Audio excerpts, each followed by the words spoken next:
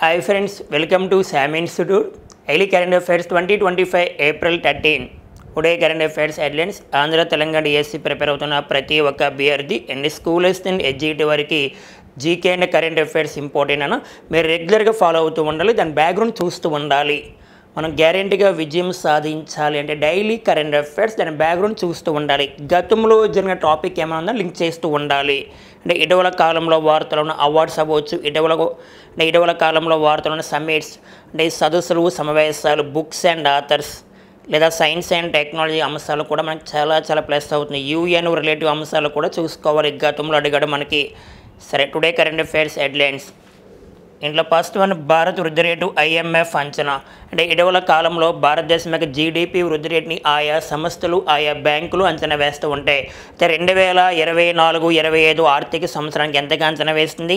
అదే సమయంలో 2025-26 ఆర్థిక సంవత్సరానికి భారతదేశం యొక్క జీడిపి వృద్ధి రేటు ఎంత శాతంగా ఉండవచ్చు. ఒక అంచనా మాత్రమే, ఒక ఎస్టిమేషన్ మాత్రమే. మీకు మరలా చెప్పిన జీడిపి వృద్ధి రేటు అంటే ఎగ్జామ్కి వెళ్ళమని చూస్తూ ఉండాలి. మారుతూ ఉంటుందన్న, కానీ మార్కు వస్తుంది మనకి. అంటే ఇటీవల కాలంలో భారతదేశం యొక్క జీడిపి వృద్ధి రేటుని అంచనా వేసిన సంస్థలు అవ్వచ్చు, బ్యాంకులు అవ్వచ్చు. అంటే ఉదాహరణకి 2024-25 ఆర్థిక సంవత్సరానికి స్టేట్ బ్యాంక్ ఆఫ్ ఇండియా ఎంత శాతంగా అంచనా వేస్తుంది. నెక్స్ట్ ఆర్బీఐ ఎంత శాతంగా అంచనా వేస్తుంది. నెక్స్ట్ ఐఎంఎఫ్ అంటే ఇంటర్నేషనల్ మానిటరీ ఫండ్ ఎంత శాతంగా అంచనా వేస్తుంది. వరల్డ్ బ్యాంక్ ప్రపంచ బ్యాంకు 2024-25 లేదా 2025-26 ఆర్థిక సంవత్సరానికి భారతదేశం యొక్క జీడిపి వృద్ధి రేటుని ఎంత శాతంగా అంచనా వేస్తుంది అంటాడు ప్రశ్న. ఓకేనా. ఇక్కడ ఐఎంఎఫ్ వస్తే ఐఎంఎఫ్ ఏ ఇయర్లో ఏర్పాటు అయింది. నెక్స్ట్ ఐఎంఎఫ్ యొక్క ప్రధాన కార్యాలయం ఎక్కడుంది. నెక్స్ట్ ఐఎంఎఫ్ ప్రజెంట్ డైరెక్టర్ ఎవరు పనిచేస్తున్నారు. బ్రిటన్ హుడ్ కవల్స్ లేదా బ్రిటన్ ట్విన్స్ అని ఏ సంస్థలు పిలుస్తారు అంటే ఐఎంఎఫ్, ఐబిఆర్డీకి మరొక పేరు వరల్డ్ బ్యాంక్, ప్రపంచ బ్యాంక్. ప్రస్తుతం ప్రపంచ బ్యాంక్ అధ్యక్షుడు ఎవరు. మరి ఇటీవల కాలంలో ప్రపంచ బ్యాంక్ ప్రకారము భారతదేశం యొక్క జీడిపి వృద్ధి రేటు ఎంత శాతంగా ఉంది, ఇవన్నీ చూస్తూ ఉండాలి.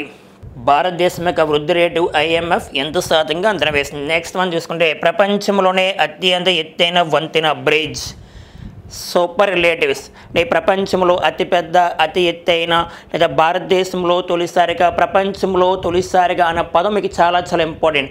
ఇటీవల కాలంలో ప్రపంచంలోనే తొలిసారిగా ఏఐ సహకారంతో ఒక బేబీకి జన్మనిచ్చారు.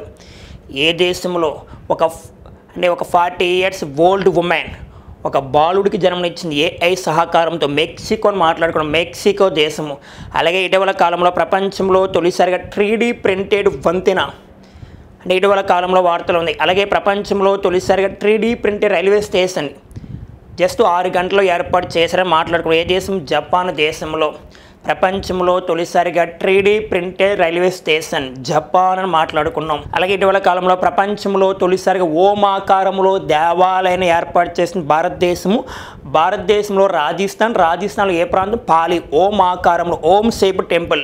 ప్రపంచంలో తొలిసారిగా ఓమాకారంలో దేవాలయం ఏర్పాటు చేస్తున్నారు మన ఇండియాలో, రాజస్థాన్. ఇలాంటివి గుర్తుపెట్టుకోవాలి.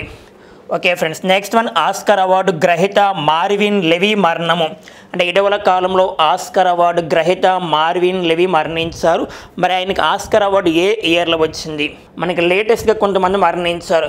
వెరీ లేటెస్ట్గా ప్రముఖ కథక్ నృత్యకారిణి కుముదుని లికియా. నెక్స్ట్ కుముదుని లికియా గారు మరణించారు. యాక్చువల్లీ ఈమె గుజరాత్ స్టేట్ అమ్మా, గుజరాత్. దేంట్లో ఫేమస్ అంటే ఈమె కథాకళి అంటే కథాకళి అనకూడదు, కథక్ అంటే కథక్. మనకి శాస్త్రీయ నృత్యాలు ఉంటాయేమో, శాస్త్రీయ నృత్యాలు 7 ఉంటాయి కదా, 7 8 ఉంటాయి, మొత్తం 8 ఉంటాయి. అంటే క్లాసికల్ డ్యాన్స్ అంటాం. భారతదేశంలో 8 క్లాసికల్ డ్యాన్స్ ఉన్నాయి. దాంట్లో కథక్ ఒకటి. అంటే ఉత్తర భారతదేశంలో బాగా ఫేమస్. అంటే కథకు చెందిన ఒక మహిళ ఇటీవల కాలంలో మరణించారు. ఆమె పేరు కుముదుని లికియా.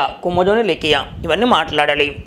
Okay friends, next one, Saras MK2 విమానము మార్క్ 2 విమానం వార్తలో ఉంది.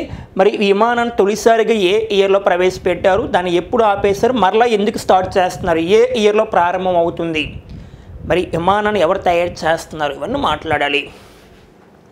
ఓకే ఫ్రెండ్స్, నెక్స్ట్ వన్, ప్రసూతి మరణాలు భారత్ ఎన్నో స్థానం ఉంది. ప్రసూతి మరణంలో అంటే ఒక స్త్రీ గర్భంలో ఉన్నప్పుడు అంటే ప్రసూతి అయిన తర్వాత మరణిస్తూ ఉంటారు చాలామంది. అలా భారతదేశం ఎన్నో స్థానంలో ఉంది, ఇవన్నీ మాట్లాడాలి. Okay friend, first current affairs. భారత వృద్ధి రేటు IMF అంచనా. భారతదేశం యొక్క జీడిపి వృద్ధి రేటుని ఇటీవల కాలంలో IMF అంటే ఇంటర్నేషనల్ మానిటరీ ఫండ్, దాన్ని తెలుగులో అంతర్జాతీయ ద్రవ్య నిధి అని పిలుస్తాం. నెక్స్ట్ అంతర్జాతీయ ద్రవ్య నిధి. అంతర్జాతీయ ద్రవ్య నిధి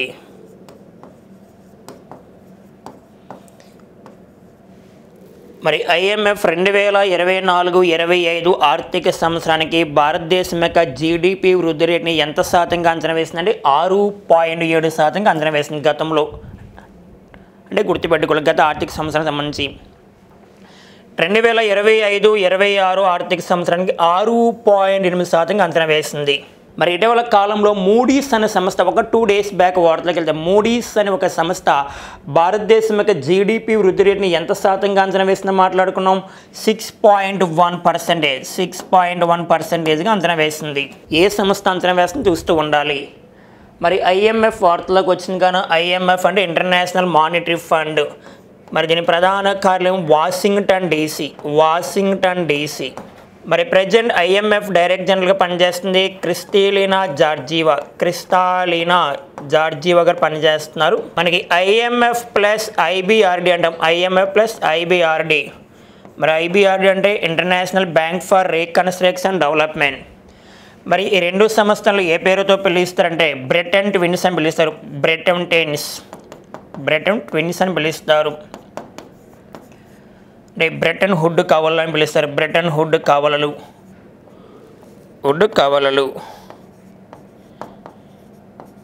మరి IBRDకి మరొక పేరు వరల్డ్ బ్యాంక్, ప్రపంచ బ్యాంక్. మరి ప్రపంచ బ్యాంక్ ప్రధాన కార్యాలయం ఎక్కడ? Washington DC. ప్రెజెంట్ ప్రపంచ బ్యాంక్ అధ్యక్షుడిగా ఎవరు పనిచేస్తున్నారు? వరల్డ్ బ్యాంక్ ప్రెసిడెంట్గా మనకి అజయ్ బంగా పనిచేస్తున్నారు. అజయ్ బంగా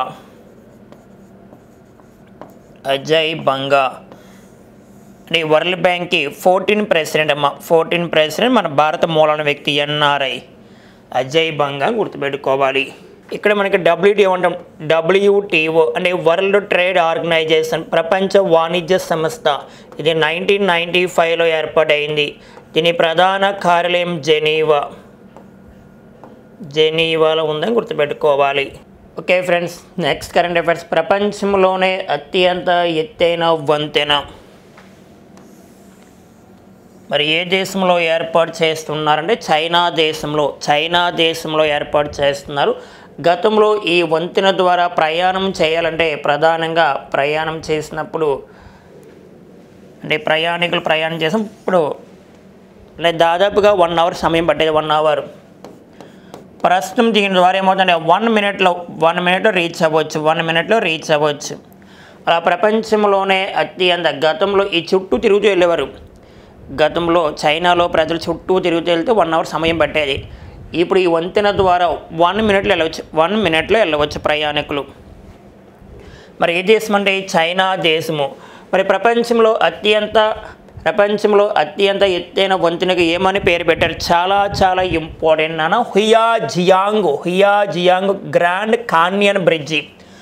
మనకు క్వశ్చన్ అడగవచ్చు, ఇటీవల కాలంలో హుయాజియాంగ్ గ్రాండ్ కాన్యన్ బ్రిడ్జి ఏ దేశంలో ఏర్పాటు చేస్తారు? మనకు హుయాజియాంగ్ అంటే చైనా దేశం గుర్తు రావాలి. మరి చైనాలో ఏ ప్రాంతంలో ఏర్పాటు చేస్తారంటే గుయాజ్ ప్రావిన్స్, లేదా దీన్ని గుయాజా ప్రావిన్స్ అని పిలుస్తాం. మరి ఏ నది పైన నాన్న? చాలా ఇంపార్టెంట్. ఒక వంతెన ఏర్పాటు చేస్తున్నారంటే ప్రధానంగా ఏ నది పైన ఏర్పాటు చేస్తున్నారంటే చైనాలో బిపాన్ రివర్ పైన. దీన్ని చూసుకుంటే 1.8 మైళ్ళమ్మ, అంటే దాదాపుగా 2.9 కిలోమీటర్ పొడవు. దీనికి ఎత్తు ఎంత అంటే 625 మీటర్లన్న. బరువు ఎంత అంటే 22,000 టన్నులు అంట. దీనికి అంటే ప్రపంచంలో అత్యంత ఎత్తైన వంతెన తయారు చేయడానికి దాని మొత్తం నిర్మాణానికి ఎంత ఖర్చు అవుతుందంటే దాదాపుగా 2,200 కోట్లమ్మ. దాదాపుగా 2,200 కోట్లు అవుతుంది. ఇక్కడ చూస్తే 216 మిలియన్ పౌండ్స్ అంటే చైనా కరెన్సీలో. ఓకేనా. మరి చైనా వార్తల్లోకి వచ్చింది కానీ చైనా రాజధాని బీజింగ్. ఈయన పాత పేరు పెకింగ్ అమ్మ, పెకింగ్. ఈ చైనా వార్తల్లోకి వచ్చింది కానీ చైనా రాజధాని బీజింగ్. మరి చైనా ప్రధానిగా ఎవరు పనిచేస్తున్నారు? లీ కియాంగ్ పనిచేస్తున్నారు. లీ కియాంగ్ గారు చైనా ప్రధానిగా పనిచేస్తున్నారు. అలాగే ఇటీవల కాలంలో ప్రపంచంలో తొలిసారిగా 3D printed railway station just 6 గంటల్లో నిర్మించారు. దీన్ని ఏ దేశంలో మాట్లాడుకున్నాం? జపాన్. అలాగే ఇటీవల కాలంలో ప్రపంచంలో తొలిసారిగా AI సహకారంతో ఒక బేబీకి జన్మనిచ్చిన ఒక తల్లి, ఒక 40 years ఓల్డ్ ఉమెన్ అని మాట్లాడుకున్నాం. అది ఏ దేశం అంటే మెక్సికో. ఇలా ప్రపంచంలో తొలిసారిగా ప్రపంచంలో ఎత్తైన పదాలు వస్తే బాగా గుర్తుపెట్టుకోవాలన్నా. Okay friends, next current affairs. Oscar award గ్రహీత మార్విన్ లెవీ మరణము. మరి ఇటీవల కాలంలో ఆస్కార్ అవార్డు గ్రహీత మార్విన్ లెవీ మరణించారు. ఏ దేశం అంటే అమెరికాకు చెందిన వ్యక్తి. ఇంతకీ ఆయనకి ఏ ఇయర్లో ఆస్కార్ అవార్డు వచ్చిందంటే 2018లో 2018లో వచ్చింది. అంటే ఆస్కార్ అవార్డు మొత్తం 24 రంగులు ఇస్తారు, 24 కేటగిరీస్. దాంట్లో ఉత్తమ చిత్రము, ఉత్తమ నటుడు, ఉత్తమ సహాయ నటి, ఉత్తమ దర్శకుడు అంటమే. అలా 2018లో ఆస్కార్ అవార్డు ఉత్తమ చిత్రం బెస్ట్ మూవీ ఏంటంటే the safe of the water.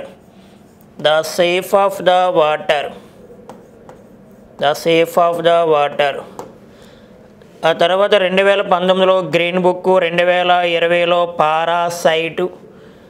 మనకి లేటెస్ట్గా 97 ఆస్కార్ అవార్డు 2025లో ఇచ్చారు కదా బెస్ట్ మూవీ మీకు చెప్పా అనోరా ఉత్తమ చిత్రము అనోరా. అయితే అనోరాకి మొత్తం ఎన్ని అవార్డ్స్ వచ్చాయి? 5 అవార్డ్స్ వచ్చాయని గుర్తుపెట్టుకోవాలి అనోరా. మరి 2025లో ఆస్కార్ అవార్డు ఉత్తమ చిత్రం లేదా 97 ఆస్కార్ అవార్డు బెస్ట్ ఫిల్మ్ ఏంటంటే అనోరా. ఓకేనా. మరి ఇటీవల కాలంలో ఆస్కార్ అవార్డు గ్రహీత మార్విన్ లెవీ మరణించారు. అలాగే లేటెస్ట్గా మరణించిన వ్యక్తులు మీకు చెప్పా. ఇటీవల కాలంలో లేటెస్ట్గా పద్మశ్రీ అవార్డు గ్రహీత తెలంగాణకు చెందిన వ్యక్తి వనజీవి రామయ్య గారు మరణించారు. వనజీవి రామయ్య ఓకే మీకు చెప్పా. వనజీవి రామయ్యకి పద్మశ్రీ అవార్డు 2017లో వచ్చిందని ఒక 2 days బ్యాక్ చెప్పా. చూడండి కరెంట్ అఫైర్స్లో. అలాగే ఇటీవల కాలంలో ప్రముఖ వృక్ష శాస్త్రవేత్త తులసి గౌడ గారు మరణించారు. తులసి గౌడ కర్ణాటకకు చెందిన వ్యక్తి. ఈమె కూడా పద్మశ్రీ అవార్డు వచ్చింది, పద్మశ్రీ అవార్డు గ్రహీత. అలాగే వెరీ లేటెస్ట్గా పప్పమ్మాల్ మరణించారని చెప్పుకున్నాం. పప్పమ్మాల్ ఈమె తమిళనాడుకు చెందిన సేంద్రియ ఎరువుల రైతమ అంటే ఆర్గానిక్ ఫార్మర్. ఈమె కూడా పద్మశ్రీ అవార్డు వచ్చింది. వెరీ లేటెస్ట్గా ప్రముఖ కథకు చెందిన నృత్యకారిణి ఆమె మరణించారు. యాక్చువల్గా ఈమె గుజరాత్కి చెందినవారు. ఆమె పేరు ఏం పేరు అంటే కుముదుని లాక్యా గారు మరణించారు. కుముదుని లాక్యా అంటే మన ప్రశ్న రావచ్చు అంటే ఇటీవల కాలంలో మరణించిన కుముదుని లాక్యా గారు దేంట్లో ప్రసిద్ధులు అంటే కథక్. మనకి క్లాసికల్ డ్యాన్స్ అంటాం. మొత్తం ఎన్ని ఉంటాయి? 8 ఉంటాయి. దాంట్లో కథకళి, భరతనాట్యము, కూచిపూడి, సత్రియ, నెక్స్ట్ మణిపూరి, మోహినియట్టము, ఇవన్నీ చూస్తూ ఉంటాం. మొత్తం 8 ఉంటాయి భారతదేశంలో. ఓకేనా. ఇవన్నీ గతంలో మాట్లాడుకున్నాం. Okay friends, next current affairs అమ్మా. సరాస్ MK2 విమాన వార్తలో ఉంది. సరాస్ మార్క్ 2 అని పిలుస్తారు. మరి విమానం ఏంటంటే ప్రయాణికుల కోసం తయారు చేసే విమానంలో ప్యాసింజర్స్ కోసము. యాక్చువల్గా దీన్ని ఎప్పుడు ప్రారంభించారంటే దీని యొక్క తొలి ప్రస్థానం 2004లో స్టార్ట్ అయింది. 2004లో 14 సీట్లతో ప్రారంభమైంది. 14 సీట్లతో తయారు చేస్తారు. అయితే దీన్ని అనుకోకుండా 2009లో ప్రమాదం జరిగిందమ్మా. ప్రమాదం జరిగిన సమయంలో మన భారతీయులు కూడా అంటే భారతదేశం చెందిన IAF వ్యక్తులు చనిపోయారు. అంటే ఇండియన్ ఎయిర్ ఫోర్స్ చెందిన వ్యక్తులు ఒక 3 members చనిపోయారు. 2004లో ప్రారంభించినప్పటికీ 2009లో ఏమయ్యారంటే అంటే దీనిలో ప్రమాదం జరిగింది. అదే ప్రమాదం జరిగిన తర్వాత ఏం చేస్తారు, దాన్ని స్టాప్ చేస్తారు, అనేక ప్రయాణాన్ని స్టాప్ చేస్తారు. మరలా ఇప్పుడు ఏం చేస్తారు, అప్గ్రేడ్ వెర్షన్ అంటే కొత్త టెక్నాలజీతో తీసుకొస్తున్నారు. దానికి నిర్మాణం ఎప్పటికి పూర్తి అవుతుందంటే 2027 నాటికి, 2027 డిసెంబర్ నాటికి, 2027 డిసెంబర్ నాటికి మరలా ప్రయాణం జరుగుతుంది.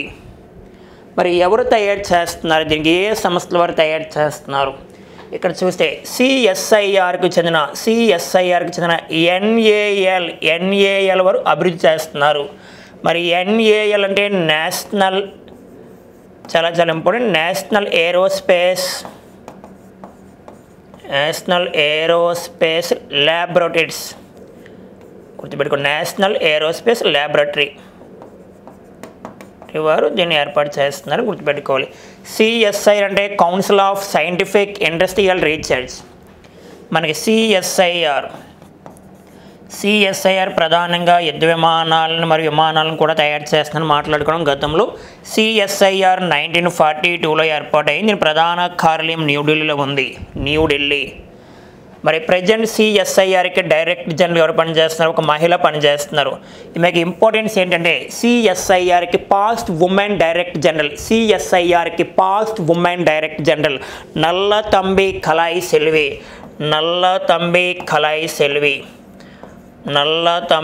కలాయి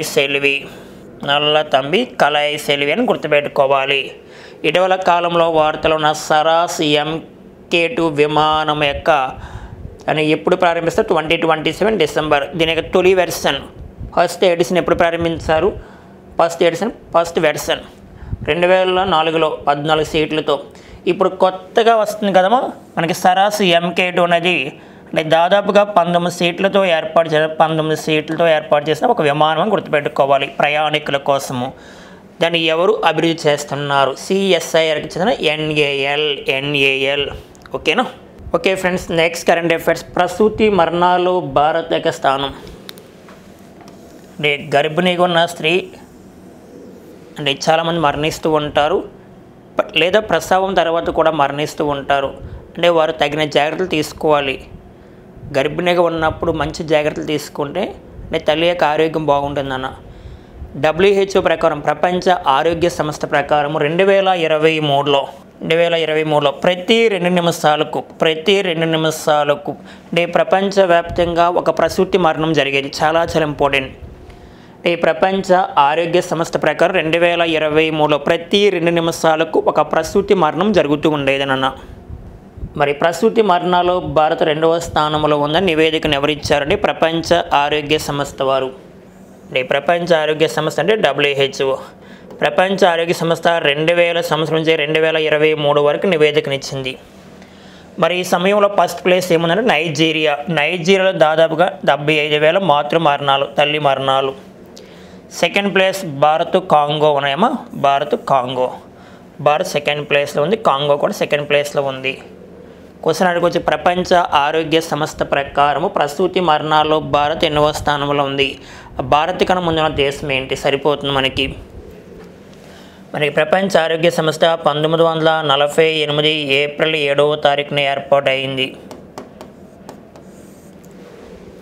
దీనికి ప్రధాన కార్యాలయం జెనీవా అని మాట్లాడుకున్నాం. జెనీవా. ప్రజెంట్ WHO డైరెక్టర్ జనరల్గా టెడ్రాస్ అథానమ్ గాంబ్రియాసిస్ పనిచేస్తున్నారు.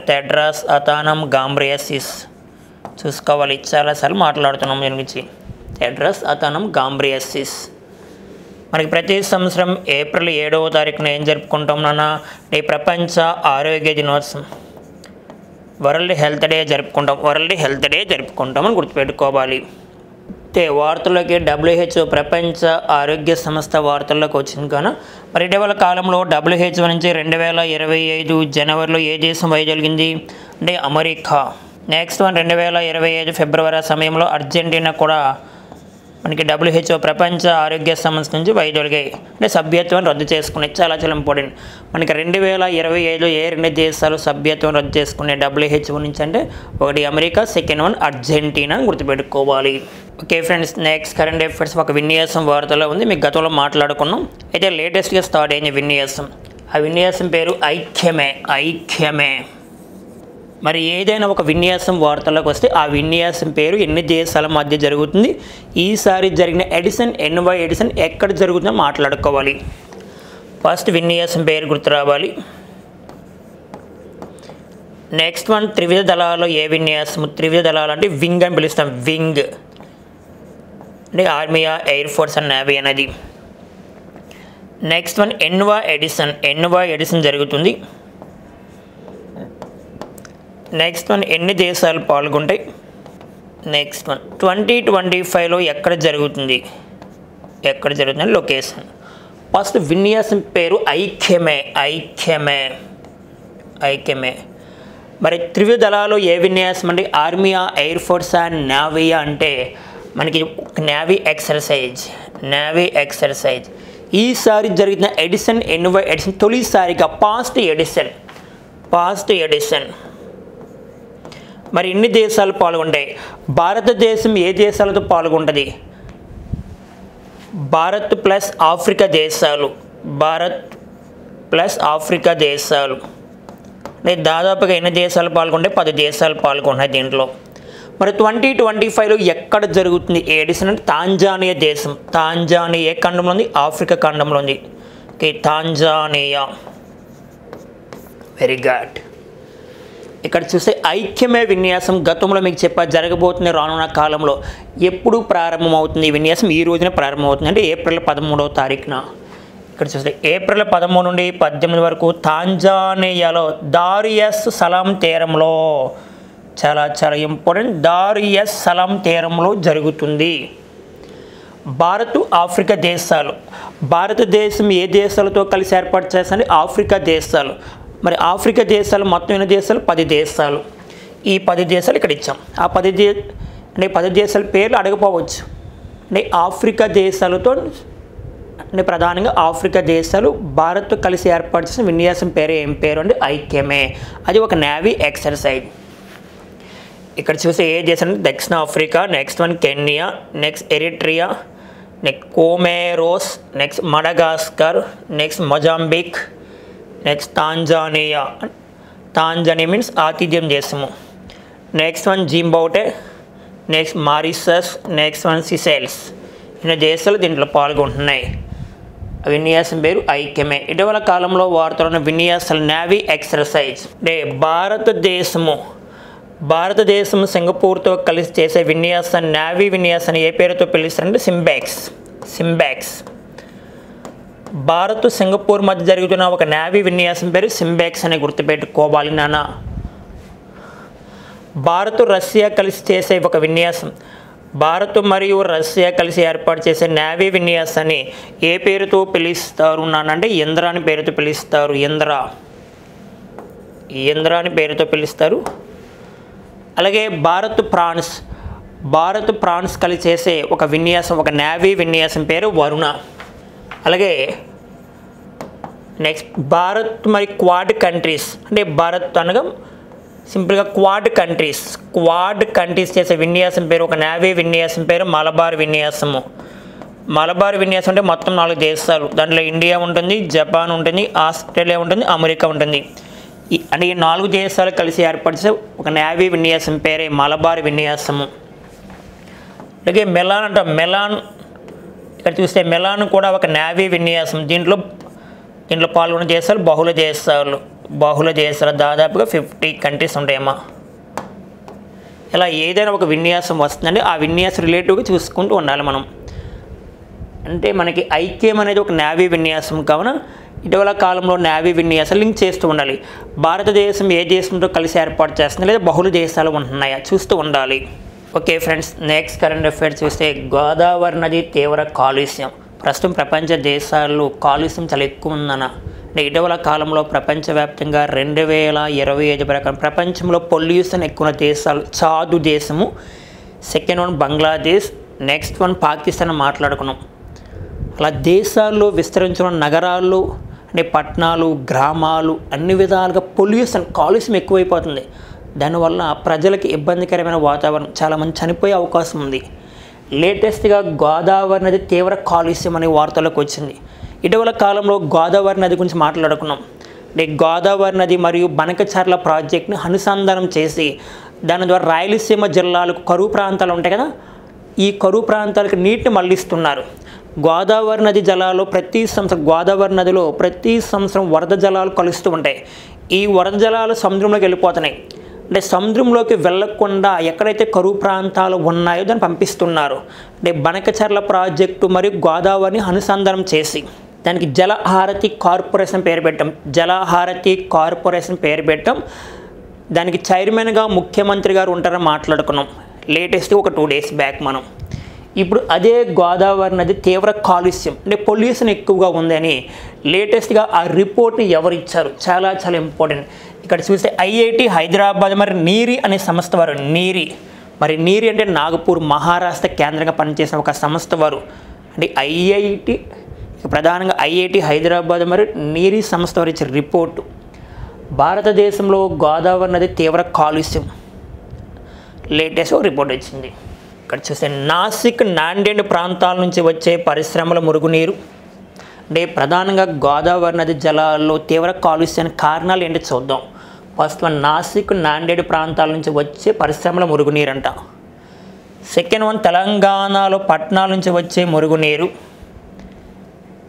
ఇదే సమయంలో నెక్స్ట్ వన్ చూసుకుంటే ఆంధ్రప్రదేశ్లో గోదావరి పరివాహక ప్రాంతాలు బహిరంగ మల విసర్జన మరియు వ్యవసాయ రసాయనాలు కెమికల్స్ కలుస్తున్నాయి. ఇందువలన పొల్యూషన్ ఎక్కువగా ఉంది. మనకి గోదావరి నది అంటేనే ప్రధానంగా ఎక్కడ జన్మించింది? గోదావరి నది మహారాష్ట్ర నాసిక్ అనే ప్రాంతంలో జన్మించింది. గోదావరి నది మహారాష్ట్ర నాసిక్ అనే ప్రాంతంలో జన్మిస్తుంది. గోదావరి యొక్క డిస్టెన్స్ మనం చూసుకుంటే గోదావరి యొక్క డిస్టెన్స్ ప్రధానంగా మీకు ఐడియా ఉంటుందన్న. అయితే ఇటీవల కాలంలో వార్తలో ఉన్న గోదావరి నది యొక్క డిస్టెన్స్ అంటే పొడవు మీకు చదివి అంటారు జాగ్రఫీలో 1460 కిలోమీటర్ ఉంటుంది. దీన్ని ప్రధానంగా తెలుగు రాష్ట్రాల జీవనాడిగా పిలుస్తారు. తెలుగు రాష్ట్రాలకి జీవనాడిగా ఏ నది పిలుస్తారంటే గోదావరి నదికి మొత్తం సబ్ రివర్స్ ఉంటాయి. గోదావరి నది ఎన్ని పాయలుగా చీలిపోతుంది? ఆంధ్రప్రదేశ్లో మొత్తం 7 పాయలుగా చీలిపోతుంది. దాంట్లో గౌతమి, వశిష్ఠ, వైనతేయ, తుల్య, భరద్వాజ, కౌశిక, ఆత్రేయ చదివే ఉంటాం మనం. గౌతమి, వశిష్ఠ, వైనతేయ, తుల్య, భరద్వాజ, కౌశిక, ఆత్రేయ మొత్తం 7 పాయలుగా చీలిపోతుంది ఆంధ్రప్రదేశ్లో. మరి గోదావరి నది ఎన్ని రాష్ట్రాలు విస్తరించింది? ప్రధానంగా అంటే మహారాష్ట్ర, తెలంగాణ, ఛత్తీస్గఢ్, ఆంధ్రప్రదేశ్, ఒడిస్సా అంటే ఇన్ని రాష్ట్రాలు విస్తరించింది గోదావరి రివర్. భారతదేశంలో అతి పొడవైన నది అయితే గంగా రివర్ అమ్మ. గంగా నదిని జాతీయ నదిగా ప్రకటించారు. ఏ ఇయర్లో? 2008లో. గత డిఎస్ఎల్ అడిగాడు. 2008లో ప్రకటించారు. దీనికి డిస్టెన్స్ అమ్మ 2525 km. భారతదేశంలో అతి పొడవైన నది ఏంటంటే గోదావరి కాదన్న, గంగా రివర్. ఆంధ్రప్రదేశ్లో అయితే మాత్రం సింపుల్గా గోదావరి అని చెప్పుకోవాలి. గోదావరి. ఇప్పుడు ఆ గోదావరి ఎందుకు వచ్చిన వార్తలకు తీవ్ర కాలుష్యం అంటే ఇటీవల కాలంలో వార్తలకు వచ్చిన గోదావరి నదిలో తీవ్ర కాలుష్యం రిపోర్ట్ ఇచ్చింది ఎవరెవరు? సరిపోతుంది అంటే ఐఐటి హైదరాబాద్ మరియు నీరి అనే సంస్థ వారు. ఓకే ఫ్రెండ్స్, ఈరోజు ఉన్న కరెంట్ అఫైర్స్ అయితే మీ ఫ్రెండ్స్ అందరికీ షేర్ చేయండి, లైక్ చేయండి, తప్పనిసరిగా డైలీ చూడండి, మీకు చాలా చాలా ప్లస్ అవుతుంది. All the best.